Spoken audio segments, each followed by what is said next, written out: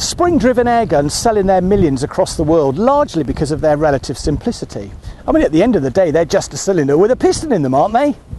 Well, not this one. This is the brand new Wولther LGV 2012 series from gunmaking power Umarex, and it's arguably the most sophisticated spring-powered brake barrel this century. Let's see why.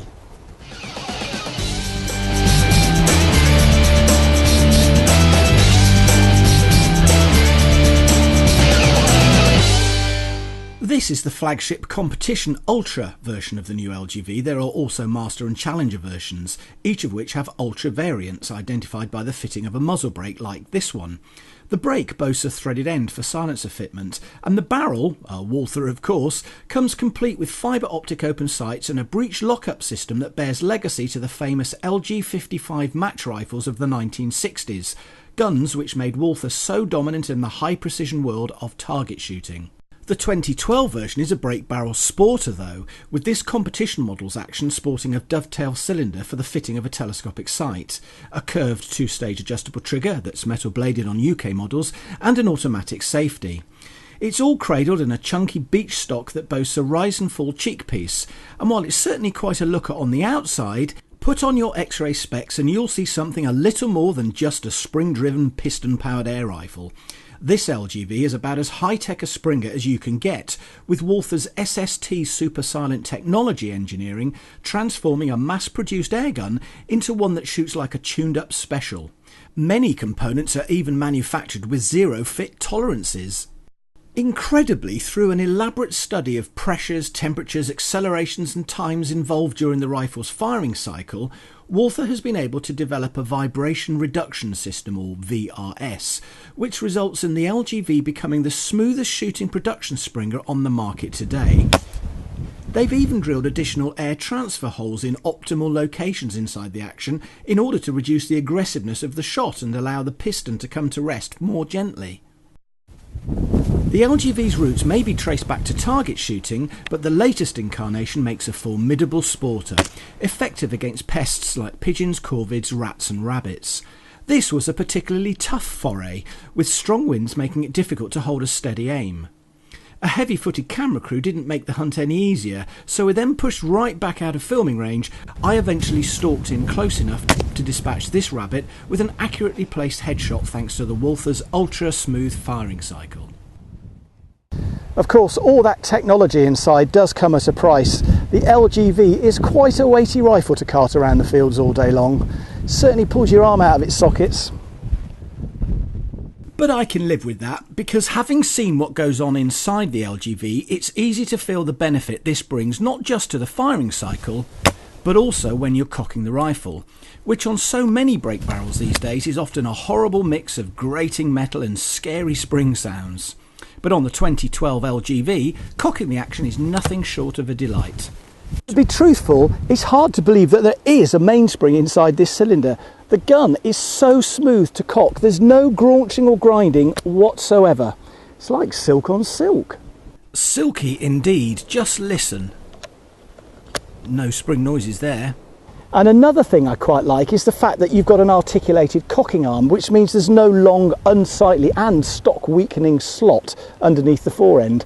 And when you cock the rifle, it slides on a synthetic spring dampened plate. It's German engineering at its very best. And actually, I'd say it's the most beautifully engineered air rifle I've ever tested. Here's the reason why: the LGV's barrel locking latch. A throwback to the original LGV match rifles, this ensures the 2012's brake barrel action always shuts firmly into position, ensuring not only a tight air seal for maximum power, but also to keep the rifle's downrange performance on a par with the reputation Wولther's famous arsenal of match rifles have earned themselves down the decades. Accuracy, of course, also requires consistency, and my test LGV varied by no more than 10 feet per second or so with most ammo. It was powerful too, with 15.9 grain Air Arms Diabolo Field 22s averaging around 11.4 foot-pounds, and Napier's 14.5 grain UPH lubricated ammo clocked up an average 11.2 foot-pounds over the chrono. Unsurprisingly for this UK spec LGV, it was Umarex's own lightweight 13.2 grain roundheads which recorded the highest power, nudging our 12 foot-pound legal limit all the way. Power's nothing without accuracy, of course, and the LGV has that in abundance thanks to its high-tech innards. A mass-produced air rifle it may be, but with decent ammo and a telescopic sight, I was able to put in some very tasty groups at 30 yards courtesy of that silky smooth and ultra-fast firing cycle.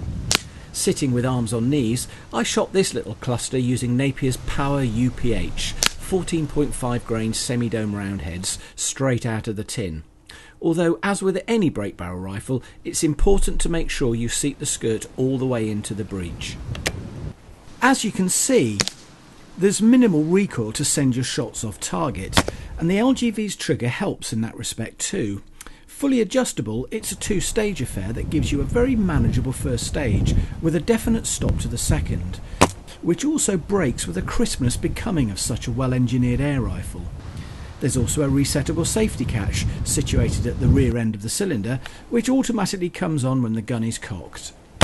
Now, I've already mentioned that the barrel is a super accurate Wولthер, and the muzzle weight attached to the Ultra models certainly helps calm what little flip there is, although I'm not sure there's any need for a silencer to screw onto that half-inch UNF thread that lives under the removable knurled collar. To be honest, the gun's quite enough as it is. While the stock is synthetic on the Challenger, I've got mixed feelings about the deluxe beach handle on the competition. It's chunky, so it won't suit those with small hands, but it is well shaped with lovely fluting along the extended forestock, which gives you plenty of hand positions according to your stance and aiming angle. And the cheek piece is adjustable, so you get perfect eye alignment with the scope. But I do have one slight criticism.